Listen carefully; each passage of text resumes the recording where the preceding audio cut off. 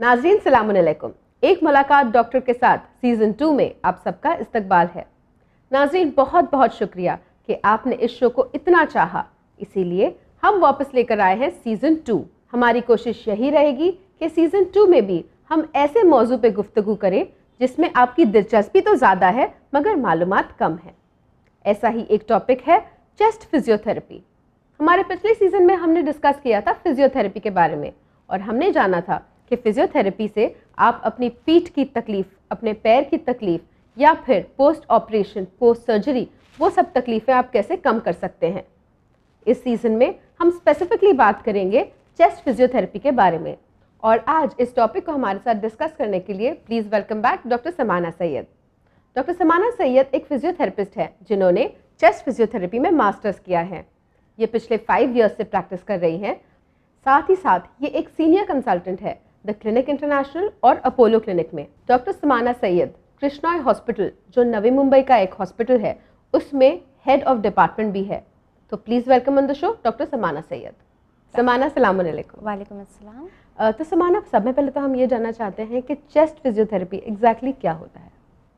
Physiotherapy में जैसे और भी बहुत सारे स्पेशलाइजेशन हैं और उनके ब्रांचेस हैं, जैसे कि हमने लास्ट सीज़न में उसके बारे में बात की थी, जैसे न्यूरो सर्जरी या neurological patients, then sports physiotherapy, pregnancy में उसका सिग्निफिकेंट इंपॉर्टेंस, देन मस्कुलोस्केलेटल में या ऑर्थोपेडिक कंडीशंस में। वैसे ही उसका एक ब्रांच है चेस्ट फिजियोथेरेपी और या तो आप उसको कार्डियोपल्मोनरी फिजियोथेरेपी भी बोल सकते हैं। इसमें यूजुअली जो फिजियोथेरेपिस्ट हैं वो कार्डियक और लंग के जितने भी पेशेंट्स होते हैं उनको ट्रीटमेंट में असिस्ट करते हैं। कार्डियक मतलब हार्ट, लंग आपके फेफड़ों की बीमारी। तो इनमें कार्डियक या लंग की जो भी माइनर से लेके मेजर तक के जो भी बीमारियां होती हैं वो सब इंक्लूडेड होती हैं। जैसे कि अगर आप हार्ट पेशेंट्स ले लें तो एक माइनर एंजियोप्लास्टी से लेके या एक सीवियर बाईपास सर्जरी तक, या तो अगर हार्ट फेलियर या हार्ट अटैक के पेशेंट्स हैं। सिमिलरली अगर आप कोई लंग डिजीज़ ले लें तो लंग डिजीज़ में जैसे ब्रोंकाइटिस, एस्थमा या कोई लंग सर्जरी या कोई भी ऐसी कंडीशन, रिस्ट्रिक्टिव डिसऑर्डर्स जो लंग्स के होते हैं, ये सारे कंडीशंस में फिजियोथेरेपी एक बहुत ही इम्पॉर्टेंट और एक बहुत ही इंटीग्रल रोल प्ले करता है। जो चेस्ट फिजियोथेरेपिस्ट होते हैं, जो स्पेशलाइज्ड होते हैं इन कार्डियोपल्मोनरी रिहैबिलिटेशन, उनका एक बहुत ही अहम रोल होता है जो जब पेशेंट आईसीयू में एडमिट होता है तब से लेके जब तक कि पेशेंट अपना एक रूटीन, अपने नॉर्मल ऑक्यूपेशन, अपनी जॉब रिज्यूम नहीं कर लेता है, तब तक के वो एक बहुत ही इंपॉर्टेंट रोल प्ले करते हैं। सपोज़ अगर आप एक एग्जांपल ले लीजिए, बाईपास सर्जरी के जो पेशेंट्स होते हैं उनमें आप जब सर्जिकल इंसिशंस होते हैं, जब उनकी सर्जरी होती है तो फर्स्ट ऑफ ऑल कोई भी सर्जरी में एनेस्थीसिया प्री ऑपरेटिव जो पेशेंट को दिया जाता है उसका एक कॉम्प्लिकेशन होता है जिससे आपका कफ रिफ्लेक्स, आपके वेंटिलेशन रिड्यूस हो जाती है। तो ऑटोमेटिकली कोई भी सर्जरी, अभी अगर आप कार्डियक हटा के नॉर्मल सर्जरीज़ की भी बात करें, उसमें भी कोई भी सर्जरी का सबसे फर्स्ट कॉम्प्लिकेशन होता है कफ प्रोडक्शन, जिसमें अगेन फिजियोथेरेपिस्ट बहुत ही इंपॉर्टेंट रोल प्ले करते हैं आपका चेस्ट क्लियरेंस के लिए after the surgery. Similarly bypass surgery के बाद आप अगर पेशेंट को इमीडिएटली आप बोल दें कि आप जाके नॉर्मली घर पे जाइए, डिस्चार्ज होने के बाद नॉर्मल रूटीन एक्टिविटी करिए, तो आपको श्योर नहीं है कि आपका हार्ट इतना लोड ले पाएगा कि नहीं। तो वहाँ पे रिहैबिलिटेटिव टीम का ये इंपॉर्टेंस होता है कि हम पेशेंट को आईसीयू में ही या वार्ड में ही जब तक वो रहते हैं हॉस्पिटल स्टे तक के, उनको असेस करके देखते हैं कि वो कितना लोड ले सकते हैं। जैसे कि उनको अंडर एक कंट्रोल्ड सुपरवाइज्ड कंडीशन में उनको चलाना, उनका पूरा वाइटल जैसे blood pressure, heart rate, oxygen saturation, सब कुछ ऑब्जर्व करके वो कितना चल पा रहे हैं, कितना उनकी बॉडी लोड ले पा रही है, उसके हिसाब से हम धीरे धीरे उनका प्रोग्रेशन करते हैं। तो ऐसे ही बहुत सारी और भी कंडीशन जैसे लंग सर्जरीज होती है, उसमें भी वी ट्राई टू सी कि पेशेंट कितना लोड ले सकता है ताकि घर जाने के बाद उनको नॉर्मल एक्टिविटी परस्यू करने में ज़्यादा एफर्ट ना लगे। ये एक होता है पार्ट रिहैबिलिटेशन का जो हॉस्पिटल के अंदर होता है। ऐसे ही इसका सेकेंड पार्ट जो होता है रिहैबिलिटेशन, वो है आउट पेशेंट डिपार्टमेंट, जिसमें पेशेंट यूजुअली फिजिशियन के प्रिस्क्रिप्शन से आफ्टर 1 वीक और 10 डेज ऑफ द सर्जरी या कोई भी जो भी कंडीशन, जैसे अगर हार्ट अटैक हो या हार्ट फेलियर हो, उसके बाद वो ये प्रोग्राम ज्वाइन करते हैं एंड देन दीज पेशेंट्स को हम प्रॉपरली एक उनका फंक्शनल असेसमेंट करके कि उनकी क्या कैपेसिटी है, वो क्या टाइप की एक्टिविटी करते थे, अभी उनका प्रेजेंट हार्ट रेट, उनका ब्रेथलेसनेस, दमा जो भी उनको हो रहा है वो किस लेवल पर है, इसके हिसाब से हम उनके लिए एक प्रॉपर प्रोग्राम डिज़ाइन करते हैं। हम उनको, जैसे आप एक नॉर्मल इंसान जिम में जाके अपने मसल्स को ट्रेन करता है, वैसे ही हम उनके हार्ट और लंग्स को ट्रेन करते हैं। अगर आप इंटरनेशनली देखें तो people even call it as cardiac gym. तो हम आपके हार्ट को, आपके लंग्स को इतना ट्रेन करते हैं कि आप एक नॉर्मल इंसान की तरह अपनी एक्टिविटीज़, अपना जॉब, अपना प्रोफेशन सब कुछ परस्यू कर सके, जो नॉर्मली एक हार्ट पेशेंट या लंग पेशेंट बहुत ही हेजिटेट करता है करने में, बहुत ही रिस्ट्रिक्टेड महसूस करने लगता है। जैसे अगर आपको एस्थमा है तो आप दमे की वजह से बहुत सारी चीज़ें आप 10 बार सोचते हैं करने से पहले कि अगर मुझे अटैक आ गया तो ये सारी चीज़ों को हम प्रॉपरली पेशेंट को ट्रेन करते हैं। हम उनको वेट ट्रेनिंग देते हैं, हम उनको ट्रेडमिल पे चलाते हैं, आप साइकिलिंग अगर लो हम साइकिलिंग कराते हैं। देन उसके बाद बहुत सारी ऐसी एक्टिविटीज़ है जो एक कंट्रोल्ड ऑब्जर्वेशन और सुपरविजन के अंदर होती है, जिसमें हम आपका continuously blood pressure, heart rate, oxygen saturation, आपका ब्रेथलेसनेस लेवल, आपके सांस की कब चढ़ना शुरू होती है, सब कुछ ऑब्जर्व करते हुए उसके साथ सुपरविजन के साथ आपको ट्रेनिंग कराते हैं। So that is the entire idea cardiac and pulmonary rehabilitation का। तो समाना, अक्सर हम अगर ये सोचते हैं कि जब भी कोई मेजर सर्जरी हो स्पेशली, तो उसके बाद कोई भी प्रोसीजर हमें नहीं करना चाहिए। कहीं ऐसा हो जाए कि हम सर्जरी के बाद, अगर जैसे आपने चेस्ट फिजियोथेरेपी के बारे में बताया, और पेशेंट को अगर अटैक आ गया या फिर कोई कॉम्प्लिकेशन आ गया, तो इसकी सेफ्टी कितनी है? चेस्ट फिजियोथेरेपी कितना सेफ़ है? सो जैसे कि मैंने आपको बोला कि हॉस्पिटल सेटअप में तो सारी अवेलेबिलिटी होती है, तो इसके लिए वहाँ पे सेफ्टी इश्यूज़ नहीं होते हैं, क्योंकि इमीडिएटली इमरजेंसी CPR या whatever we needed is always available over there. Similarly जो OPD आउट पेशेंट डिपार्टमेंट होता है रिहैबिलिटेशन सेंटर का, वो भी अंडर सुपरविजन ही होता है। वहाँ पे एवरीथिंग इज़ अवेलेबल, आपका oxygen cylinder, CPR team and सारी फैसिलिटीज़ टू कीप ऑन, आपके जो वाइटल्स को जो हम मेजर कंटिन्यूसली कर सके, उसकी सारी फैसिलिटीज़ होती है। प्लस जो हमारी टीम होती है रिहैबिलिटेशन की, इसमें physiotherapist, physician, technicians, dietitian, nutritionist, counsellor सब मौजूद रहते हैं। तो इसके लिए इमरजेंसी इश्यूज़ को कंट्रोल करना बहुत ही आसान होता है।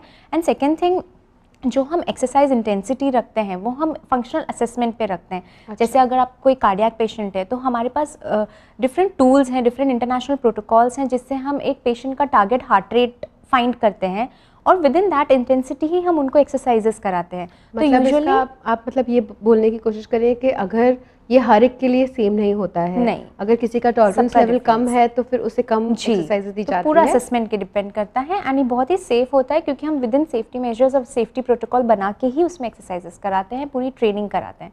सो there is no safety issues as such in this thing. Okay, मगर जैसे आपने बताया सेफ्टी इशू नहीं है, मगर इसके फ़ायदे बहुत सारे होंगे। जी, इसके फ़ायदे क्या हैं अल्टीमेटली कि अगर आप एक नॉर्मल हार्ट पेशेंट को या किसी चेस्ट केस को देख लें जिनको एस्थमा का इशू हो, ब्रेथलेसनेस हो, COPD, स्मोकर्स को जो होता है बहुत ही कॉमनली, तो उनकी क्वालिटी ऑफ लाइफ बहुत डिटोरिएट हो जाती है। उनका ऑक्यूपेशनल इफ़ेक्ट ज़्यादा होता है, क्योंकि वो अपने जॉब को परस्यू नहीं कर पाते हैं या एक हमेशा एक डर रहता है। प्लस उनकी न्यूट्रिशनल हेल्थ डिटोरिएट होने लगती है। अदर देन दैट, अगर आप कोई भी चेस्ट केसेस को देखें या तो अगर आप कोई हार्ट केसेस को देखें, उसमें जो उनके रेस्पिरेटरी मसल्स हैं, क्योंकि एंटायरली इज़ ओवर हियर, तो वहाँ के जो मसल्स हैं वो बहुत अफेक्ट हो जाते हैं, जिससे उनका जो दमा की प्रॉब्लम है वो और ज़्यादा बढ़ जाती है।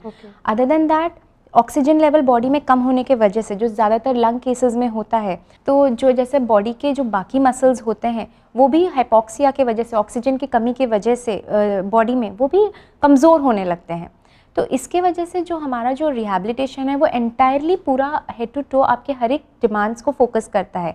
हम आपके ब्रीदिंग पैटर्न को बेटर करते हैं, हम आपको आपके चेस्ट एक्सपेंशन को बेटर करने में हेल्प करते हैं, हम आपके रेस्पिरेटरी मसल्स को स्ट्रॉन्ग करते हैं, जो अगेन आपके ब्रेथलेसनेस या सांस चढ़ने की तकलीफ को कंट्रोल रखता है। प्लस आपके पूरे बॉडी के मसल्स को आपको ट्रेन करते हैं, आपकी फंक्शनल एक्टिविटी को बढ़ाने में हेल्प करते हैं। जैसे अगर आप पहले 5 मिनट चल सकते थे तो आप 15 मिनट कैसे चलना शुरू कर सकते हैं। समाना, आप ये कहने की कोशिश कर रही हैं कि आप जो एक्सरसाइजेस कराती हैं वो ना सिर्फ चेस्ट के लिए बल्कि पूरी बॉडी को फ़ायदा देती है। इससे आप ना सिर्फ पोस्ट सर्जरी जल्दी रिकवर करते हैं, मगर जो आपके ख्याल है, जैसे अभी हम काम पर नहीं जा सकते या फिर हम चल फिर नहीं सकते, तो वो सब भी बहुत काफ़ी हद तक इम्प्रूव हो जाता है। और हो सकता है चेस्ट फिजियो करने के बाद आप काम पर जल्दी जा सकें, आप अपनी वर्क लाइफ के ऊपर जल्दी रिज्यूम कर सकें, इनफैक्ट आपकी जो नॉर्मल ज़िंदगी है वो आप जल्दी और अच्छे से बेहतर तरीके से जी सके। तो फिर देखा जाएगा तो चेस्ट फिजियोथेरेपी के एक्चुअली काफ़ी बेनिफिट्स हैं। जी, बेशक इसके काफ़ी बेनिफिट्स हैं, क्योंकि वो आपकी कंडीशन को रिवर्स तो नहीं कर सकता है, बट आपकी क्वालिटी ऑफ लाइफ और मे बी लाइफ एक्सपेक्टेंसी बढ़ाने में भी हेल्प कर सकता है। समाना, जब हम चेस्ट फिजियोथेरेपी के बारे में बात करते हैं तो नॉर्मली आपने जैसे बताया इसमें ब्रीदिंग एक्सरसाइजेस दिए जाते हैं, बट आजकल हम सुनते हैं हम योगा कर रहे हैं तो योगा में भी ब्रीदिंग एक्सरसाइजेस ही होते हैं। तो आप कैसे डिफरेंशिएट करेंगी योगा के ब्रीदिंग एक्सरसाइजेस और चेस्ट फिजियोथेरेपी के एक्सरसाइजेस में? सो देखिए, yoga is a very good thing, बहुत अच्छी चीज़ है जो नॉर्मल इंडिविजुअल्स को करना चाहिए। वो आपको हेल्दी रखता है, उसके ब्रीदिंग एक्सरसाइजेस भी आपके वेंटिलेशन को मेंटेन एंड इम्प्रूव रखते हैं। लेकिन जब आपको कोई चेस्ट कंडीशन होती है, जैसे अभी हम मेनली आप लंग कंडीशंस के लिए जो करते हैं, सो जैसे अभी आप लंग कंडीशंस का एग्जांपल ले लीजिए, फेफड़ों की बीमारी। फेफड़ों की बीमारियों के दो बहुत ही ब्रॉड क्लासिफिकेशन है। एक होती है ऑब्स्ट्रक्टिव डिजीजेस, जिसमें आपके जो लंग्स होते हैं वो फूल जाते हैं, क्योंकि आपके जो सांस आप अंदर ले रहे हैं वो पूरी तरह बाहर नहीं निकल पाती है, तो धीरे धीरे आपके फेफड़े फूलने लगते हैं। दूसरा जो कंडीशन है उसमें आप जो रिस्ट्रिक्टिव डिजीजेस हम बोलते हैं लंग्स की, उसमें आपके फेफड़े सिकुड़ने लगते हैं और सिकुड़ जाते हैं, तो उससे आपका ब्रीदिंग इन या ब्रीदिंग आउट जो एक्सपेंशन होता है, रिलैक्सेशन, वो प्रॉपर नहीं होता, रिस्ट्रिक्टेड होता है। यानी जिसे पिंक पफर्स और ब्लू ब्लोटर्स भी कहा जाता है, एक जिसमें आप सांस लेते हैं मगर ब्लड तक वो सांस पहुंचती नहीं है, और दूसरे जिसमें आप सांस ही नहीं ले पाते। जी, तो अभी समझिए अगर आपकी लंग्स ऑलरेडी फूली हुई हैं और आप उसके अंदर ब्रीद इन कर करके उसको और फुला रहे तो कोई सेंस बनता है, राइट? अगर आप ब्लड में ऑक्सीजन तो पहुंच नहीं रहा है, तो हमें बेसिकली आपके एक्सपिरेशन पे, मतलब आपके सांस आप कितना बाहर फ्लो कर पा रहे हैं, आपके लंग को एम्प्टी करने पे ज़्यादा फोकस करना है। सिमिलरली दूसरे कंडीशन में आपके लिए सांस लेना भी इतना इंपॉर्टेंट है जितना सांस बाहर निकालना भी। तो कितना होल्ड्स लेना है आपको, सांस अंदर लेते टाइम सांस रोकनी है कि नहीं, और प्लस आपके लिए ब्रीदिंग आउट ज़्यादा इंपॉर्टेंट है कि ब्रीदिंग इन ज़्यादा इंपॉर्टेंट है। ये सारी चीज़ें हम फिजियोथेरेपिस्ट फोकस करते हैं एंड पेशेंट्स को एक्सप्लेन करते हैं उनके एक्सरेज, उनके कंडीशंस को देख के, एंड उसके हिसाब से हम प्रोग्राम बनाते हैं।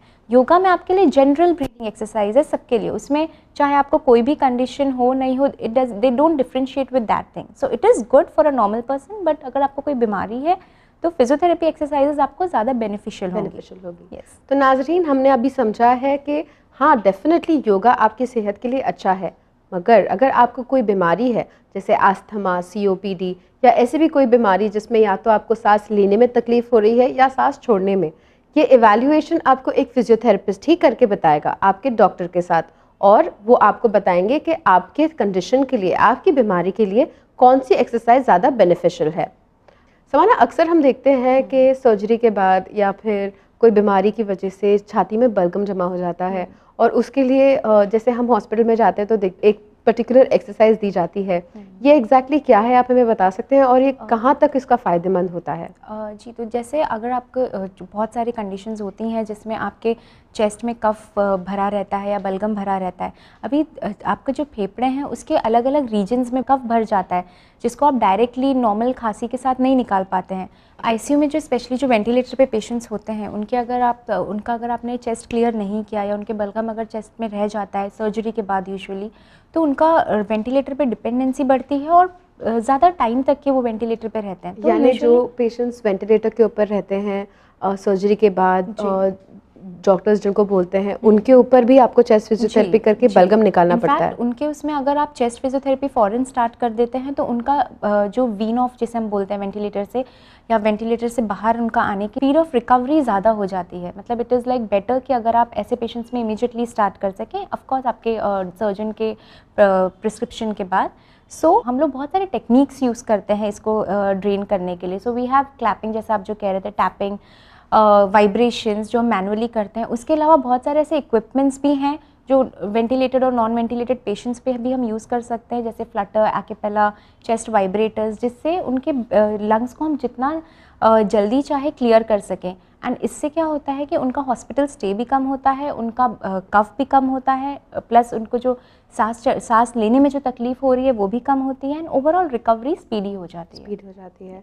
तो नाज़रीन, अगर आपने देखा हो कि कोई हॉस्पिटल में है और अगर दिन में 2 बार कोई डॉक्टर आ रहा है उनकी मदद करने के लिए, उनकी खांसी निकालने के लिए, तो वो हो रहा है चेस्ट फिजियो। जैसे डॉक्टर समाना ने बताया, अगर ये जल्दी किया जाता है तो फिर उनकी रिकवरी भी जल्दी होगी और हो सकता है वेंटिलेटर से वो जल्दी बाहर आ जाए। तो नाज़रीन, इसी के साथ हम लेते हैं एक छोटा सा ब्रेक। ब्रेक के बाद हम आपके पूछे हुए सवाल डॉक्टर समाना से पूछेंगे जवाब हासिल करने के लिए। तो आप देखते रहिए एक मुलाकात डॉक्टर के साथ।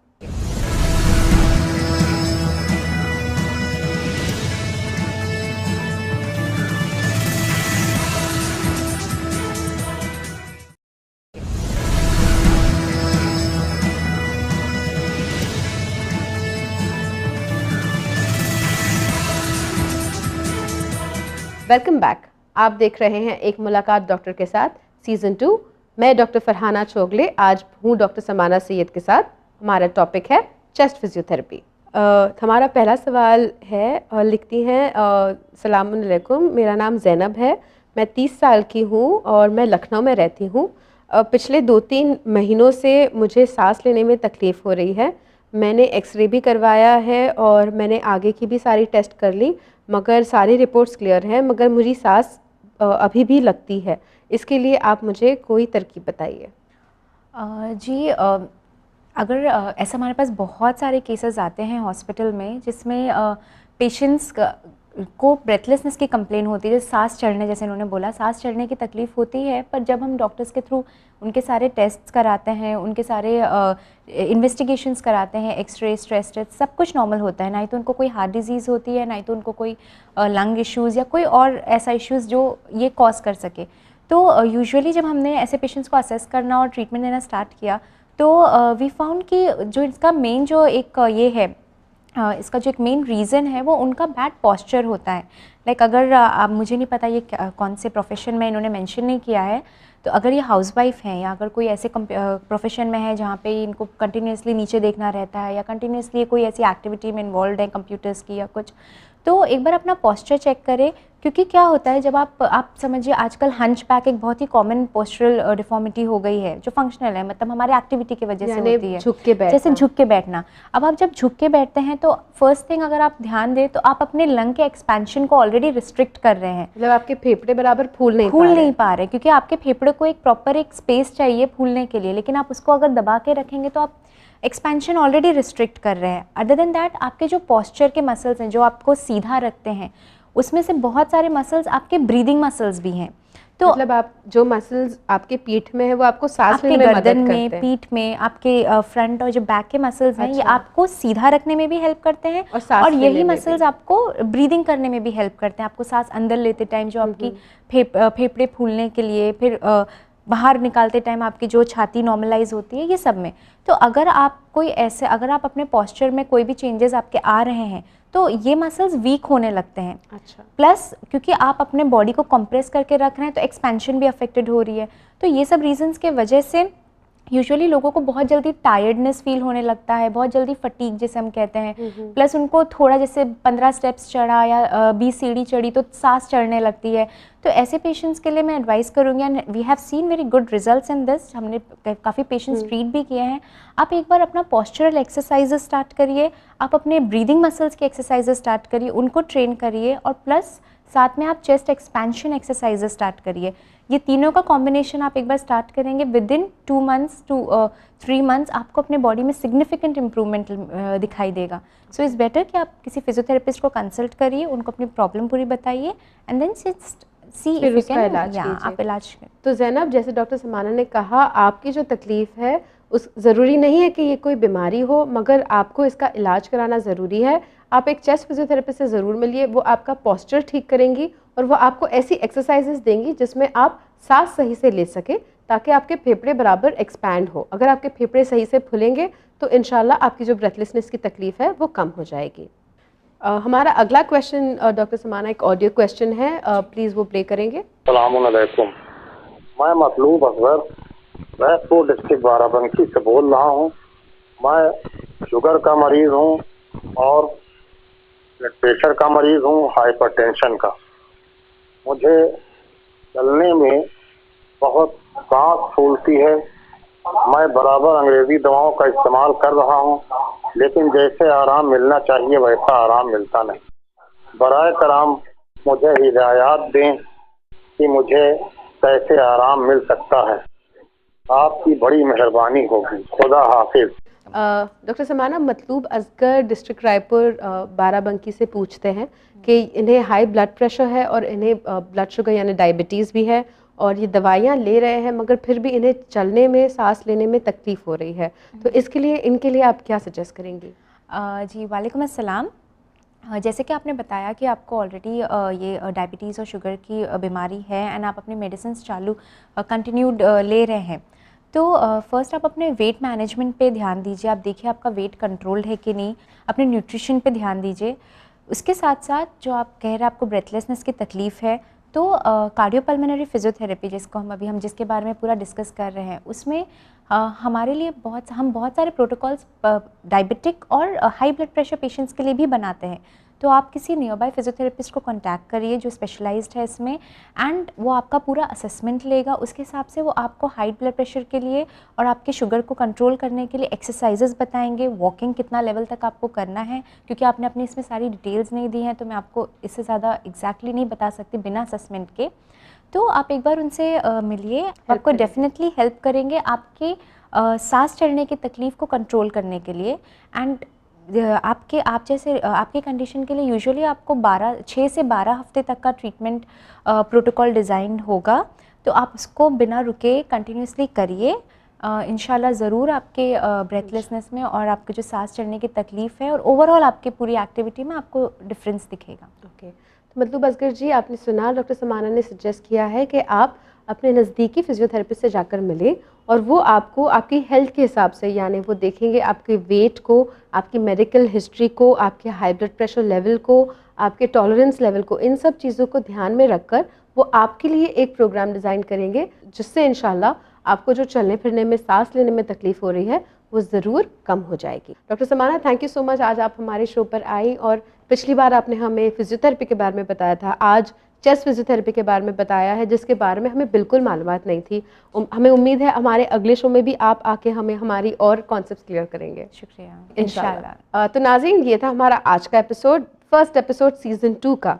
हमारे अगले एपिसोड एक मुलाकात डॉक्टर के साथ में हम फिर मिलेंगे डॉक्टर समाना से और इस बार हम मालूमात हासिल करेंगे स्पाइन फिजियोथेरेपी के बारे में। तो नाज़रीन, अगर कमर दर्द, रीढ़ की हड्डी का दर्द या गर्दन के दर्द के बारे में अगर आपको फिजियोथेरेपी से जुड़े कोई भी सवाल हो तो स्क्रीन पे दिए हुए नंबर पे आप हमें कॉल करें या फिर आप ईमेल भी कर सकते हैं। देखते रहिए एक मुलाकात डॉक्टर के साथ चैनल विन पर। शुक्रिया, खुदा हाफिज।